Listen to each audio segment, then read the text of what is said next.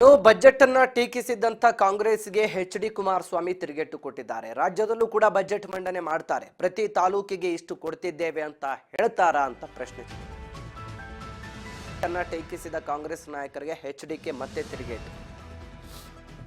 ರಾಜ್ಯದಲ್ಲೂ ಕೂಡ ಬಜೆಟ್ ಮಂಡನೆ ಮಾಡ್ತಾರೆ, ಆಗ ಇವರು ಪ್ರತಿ ತಾಲೂಕಿಗೆ ಇಷ್ಟು ಕೊಡ್ತೀವಿ ಅಂತ ಹೇಳ್ತಾರಾ? ಪ್ರತಿ ತಾಲೂಕಿಗೆ ಎಷ್ಟು ಕೊಡ್ತೀವಿ ಅಂತ ಹೇಳಕ್ಕಾಗುತ್ತಾ? ಹಾಸನದ ಚನ್ನರಾಯಪಟ್ಟಣ ಕ್ಷೇತ್ರದಲ್ಲಿ ಕುಮಾರಸ್ವಾಮಿ ಅವರು ಮಾತನ್ನ ಆಡಿರುವಂಥದ್ದು. ಕೇಂದ್ರದಲ್ಲಿ ಅವರು ಇದ್ದಾಗ ನಯಾ ಪೈಸೆ ಕೂಡ ಕೊಟ್ಟಿಲ್ಲ. ರಾಜ್ಯಕ್ಕೆ ಕಾರ್ಯಕ್ರಮಗಳನ್ನು ಯಾವ ಬಜೆಟ್ನಲ್ಲೂ ಕೂಡ ಘೋಷಿಸಿರಲಿಲ್ಲ.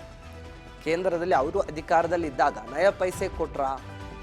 ಹಾರಂಗಿ, ಹೇಮಾವತಿ, ಕಬಿನಿ ಡ್ಯಾಮ್ ನಿರ್ಮಾಣಕ್ಕೆ ಹಣ ಕೊಟ್ರ ಅಂಥೇಳಿ ಕಾಂಗ್ರೆಸ್ ಸರ್ಕಾರದ ಟೀಕೆಗೆ ಕೇಂದ್ರ ಸಚಿವ ಎಚ್.ಡಿ. ಕುಮಾರಸ್ವಾಮಿ ತಿರುಗೇಟು ನೀಡಿದ್ದಾರೆ.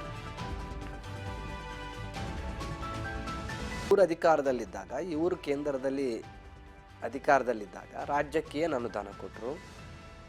ಹಾರಂಗಿ, ಹೇಮಾವತಿ, ಕಬಿನಿ ಈ ಡ್ಯಾಮ್ಗಳ ನಿರ್ಮಾಣಕ್ಕೆ ಹಣ ಕೊಟ್ಟಿದ್ರ? ಚರ್ಚೆ ಮಾಡುವುದಕ್ಕೆ ಕಾಂಗ್ರೆಸ್ನವರಿಗೆ ನೈತಿಕತೆ ಇಲ್ಲ. ನೈತಿಕತೆ ಇದ್ದಿದ್ರೆ ಅವರು ಅಧಿಕಾರದಲ್ಲಿದ್ದಾಗ ಏನು ಮಾಡಿದ್ರು? ಸೊ ಹೀಗಾಗಿ ಈಗ ಕೇಂದ್ರ ಸರ್ಕಾರವನ್ನು ಟೀಕೆ ಮಾಡ್ತಾ ಇದ್ದಾರಲ್ಲ, ಇದು ಕೇವಲ ರಾಜಕೀಯ ಆರೋಪಕ್ಕಷ್ಟೇ ಸೀಮಿತ. ಅವರು ಕೇಂದ್ರದಲ್ಲಿ ಅಧಿಕಾರದಲ್ಲಿದ್ದಾಗ ರಾಜ್ಯಕ್ಕೆ ಏನೇನು ಕೊಟ್ಟರು? ಅವರಿಂದ ಬಿಡುಗಾಸು ಕೂಡ ಸಿಕ್ಕಿಲ್ಲ ರಾಜ್ಯಕ್ಕೆ. ಏನಾದರೂ ನಯಾ ಪೈಸೆ ದುಡ್ಡನ್ನು ಕೊಟ್ರ ರಾಜ್ಯಕ್ಕೆ ಅಂತ ಪ್ರಶ್ನೆ ಮಾಡಿದ್ದಾರೆ.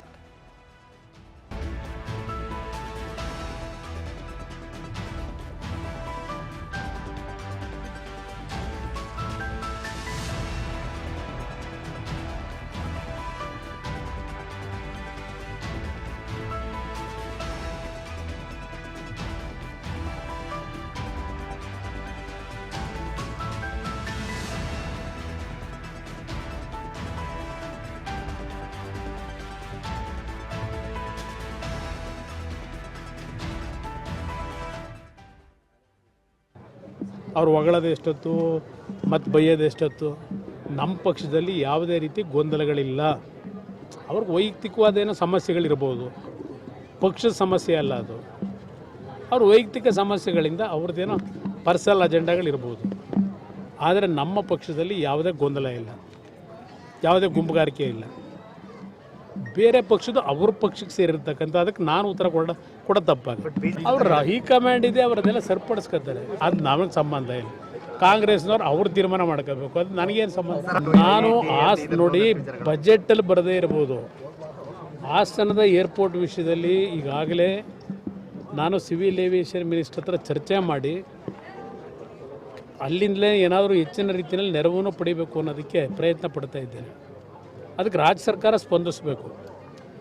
ಇವತ್ತು ಅಲ್ಲಿ ಏನೇನು ನಡೆದಿದೆ, ಸ್ಥಳೀಯವಾಗಿ ಯಾರ್ಯಾರು ಸೇರ್ಕೊಂಡು ಏನೇನು ಭೂಮಿ ಹೊಡೆದು ಏನೋ ಬಡಾವಣೆ ರಚನೆ ಮಾಡಿ ನಾವು ಏರ್ಪೋರ್ಟ್ ಮಾಡಿದ್ರೆ ಜನ ಓಡಾಡೋಕ್ಕಲ್ಲ ಮಾಡಬೇಕು ಅಂತ ದೇವೇಗೌಡರ ಕನಸು.